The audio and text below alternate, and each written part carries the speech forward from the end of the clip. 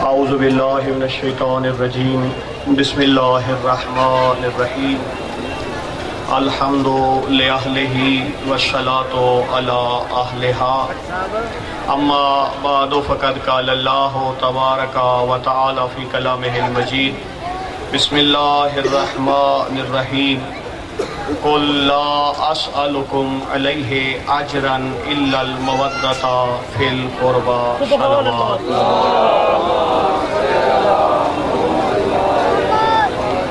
عزاداران امام مظلوم، ہمارا مذہب ہمیں بھائی چارے کا درس دیتا ہے، اور ہمارا ہر عمل جو ہے ہم اسے کرتے ہی تب ہیں کہ جب وہ قرآن سے ثابت ہو۔ ہم نے توحید پر ایمان رکھا تو توحید قرآن سے ثابت ہے۔ ہم نے توحید کو عادل مانا ہے تو اس لیے مانا ہے کہ اللہ نے قرآن میں منوایا ہے۔ ہم نے 1.25 لاکھ نبیوں کی نبوت پر ایمان رکھا ہے تو اس وجہ سے رکھا ہے کہ ختمی مرتبت نے فرمایا، قرآن نے بتلایا ہے۔ نبوت کے بعد ہم نے بلا فصل علی کو امام اس لیے مانا ہے کیونکہ قرآن نے بتایا ہے، نبی نے اعلان کر کے دکھایا ہے۔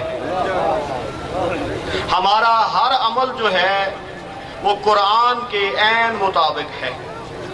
ہم نماز پڑھتے ہیں تو قرآن کے مطابق، ہم روزہ رکھتے ہیں تو قرآن کے مطابق، ہم حج پہ جاتے ہیں تو قرآن کے مطابق، یعنی ہمارا ہر عمل جو ہے وہ قرآن کے عین مطابق ہے۔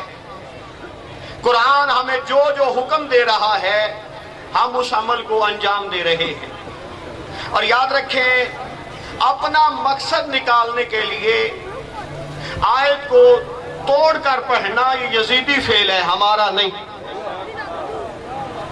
اللہ نے قرآن میں فرمایا نماز کے قریب نہ جاؤ، یہ یزید نے کہا تھا کہ نماز پڑھو ہی نہیں، اللہ روک رہا ہے۔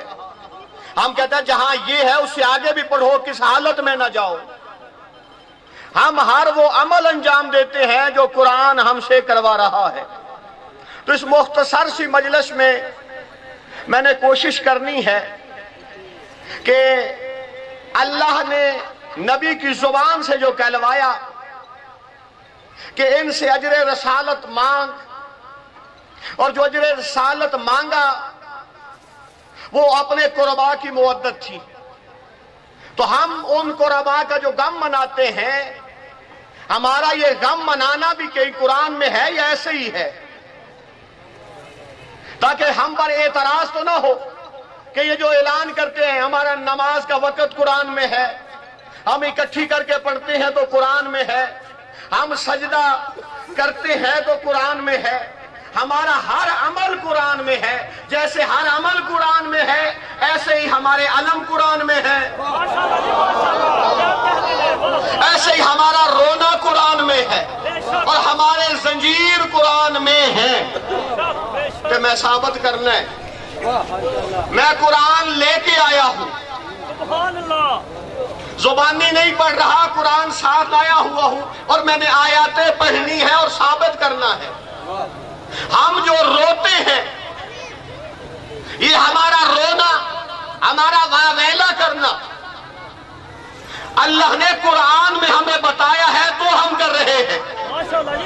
ہم جو ماتم کرتے ہیں اللہ نے قرآن میں قصے نازل فرمائے ہیں، قصے کہانیاں نہیں ہیں، فرمایا ان قصوں کو پڑھ کے عبرت حاصل کرو، ان سے زندگی کے مقصد نکالو کہ قرآن چاہتا کیا ہے تم سے۔ ہم نے ان قصوں کو پڑھا ہے اور لوگوں کو بتانا ہے کہ قرآن صرف حفظ کرنے کے لیے نہیں آیا،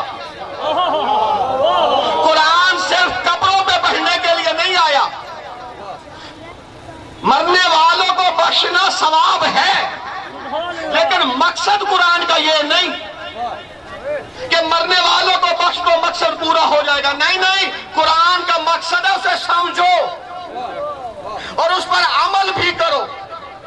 تو سب سے پہلے میں گفتگو کرنا چاہتا ہوں وہ ہم پہ اعتراض ہوتا ہے کہ کربلا واقعہ ہو گیا، اب یہ شیعہ قوم کیا نکالنا چاہتی ہے؟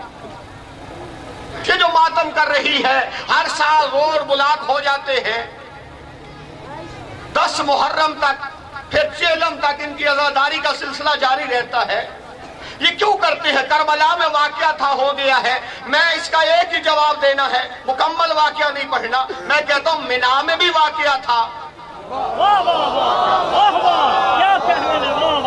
جو ہو گیا ہے۔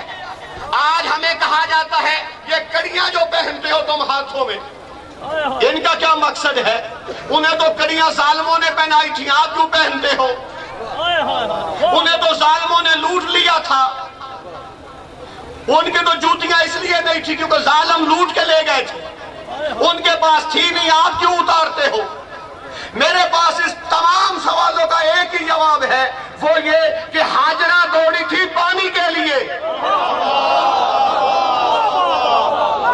یہ آج تم کیوں دوڑتے ہو؟ آج آپ کیوں دوڑتے ہیں؟ یاد رکھیں ہمارا کوئی عمل قرآن کے خلاف نہیں، ہمارا ہر عمل قرآن کے مطابق ہے۔ اللہ نے 6 پارے کی پہلی آیت میں ارشاد فرمایا، یہ میں کہا میں قرآن سال لایا ہوا ہوں، ممبر ہوتا تو میں اسے ممبر پہ رکھتا، فرما رہا لا یحب اللہ الجہر بالسوء من القول الا من ظلم، کہ اللہ اس بات کو پسند ہی نہیں کرتا کہ کوئی کسی کی برائی کرے۔ اور اتنی آیات کیلنڈروں پہ لکھ کے مقصد نہ نکالو، یہ یزیدی فعل ہے۔ آیت آگے بھی بڑھ رہی ہے اور ساتھ ہی فرما رہا ہے الا، جہاں الا آئے پتا چلتا ہے کوئی بات اور بھی ہے جو اس کے بعد آنے والی ہے، اور وہ کیا فرما رہا ہے؟ فرمایا من ظلم، مگر جس پر ظلم کیا جائے وہاں آپ واویلا کر سکتے ہیں، آپ اس کے دشمنوں کو برا بھلا کہہ سکتے ہیں، جن پر ظلم کیا گیا ہر کسی کے لیے نہیں،